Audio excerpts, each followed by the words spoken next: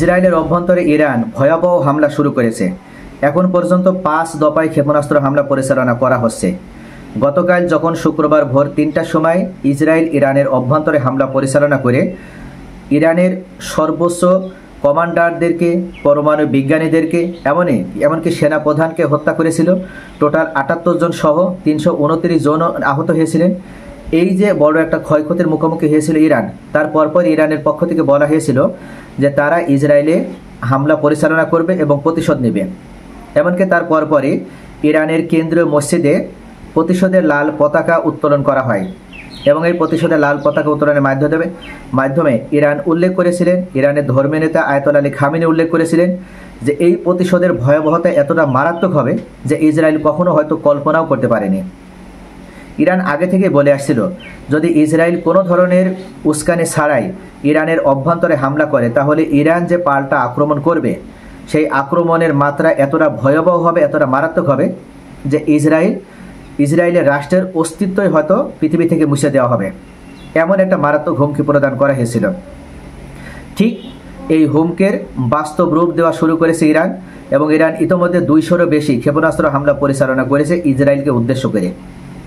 ধারণা করা হচ্ছিল যে ইসরায়েল হয়তো শতভাগ সফল হতে পারবে, কেননা তাদের হাতে রয়েছে আকাশ প্রতিরক্ষা সিস্টেম অ্যারো, তাদের হাতে রয়েছে আয়রন ডোম এবং তাদের নিজস্ব প্রযুক্তির ডেভিডস যে প্রতিরক্ষা সিস্টেমগুলো রয়েছে, এই প্রতিরক্ষা সিস্টেম ব্যবহার করে তারা ইরান থেকে ছোড়া প্রত্যেকটা ক্ষেপণাস্ত্র সফলভাবে তারা প্রতিহত করতে সক্ষম হবে। কিন্তু এখন পর্যন্ত ইরান যে ক্ষেপণাস্ত্রগুলো হামলা চালিয়েছে প্রত্যেকটা ক্ষেপণাস্ত্র, অর্থাৎ 2-1টা ছাড়া প্রত্যেকটা ক্ষেপণাস্ত্রই ইসরায়েলের মাটিতে সফলভাবে আঘাত এনেছে এবং বড় ধরনের ক্ষয়ক্ষতি করতে সক্ষম হয়েছে। ইসরায়েলে অবস্থিত সর্বোচ্চ 50 তলা বিশিষ্ট একটি সামরিক বিল্ডিং এই ক্ষয়ক্ষতির মুখোমুখি হয়েছে এবং মাটির সাথে মিশে গিয়েছে। শুধু তাই নয়, এখন পর্যন্ত এই হামলায় 74 জন হতাহত হয়েছে, তার মধ্যে 70 জন আহত হয়েছে এবং 60 জন নিহত হয়েছে।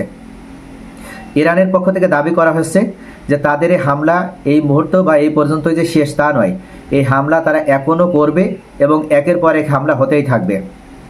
তবে আল জাজিরার পক্ষ থেকে জানানো হয়েছে হতাহতের সংখ্যা আরও বেশি, কারণ এই মুহূর্তে সাংবাদিকরা তারা স্বতঃস্ফূর্তভাবে বা স্বাধীনভাবে এবং নিরপেক্ষভাবে তারা সংবাদ সংগ্রহ করতে পারছে না, যার কারণে তারা নিশ্চিতভাবে বলতে পারছে না যে সঠিক পরিসংখ্যানটা কত হতে পারে।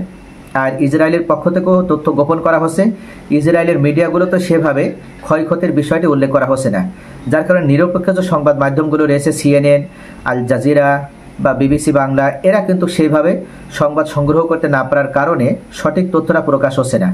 তবে যুদ্ধ শেষ হলে ক্ষয়ক্ষতির সঠিক পরিমাণটা তখন উল্লেখ করা সহজ হবে। তবে ইসরায়েল ইরানের লেজে পা দিয়ে বা ঘুমন্ত সিংহকে জাগ্রত করে ইসরায়েল যে কত বড় ভুল করেছে সেটা ইসরায়েল এখন খুব সহজেই টের পাবে।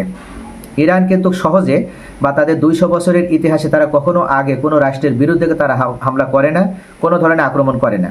কিন্তু ইসরায়েল যেহেতু ইরানে আক্রমণ করলো, এখন এই মুহূর্তে ইরান প্রতিশোধ নেবে এবং প্রতিশোধ না নেওয়া পর্যন্ত, সর্বাত্মক প্রতিশোধ না নেওয়া পর্যন্ত তারা কোনোভাবে এই যুদ্ধবিরতি দিবে না, তারা যুদ্ধ থেকে ক্ষান্ত হবে না।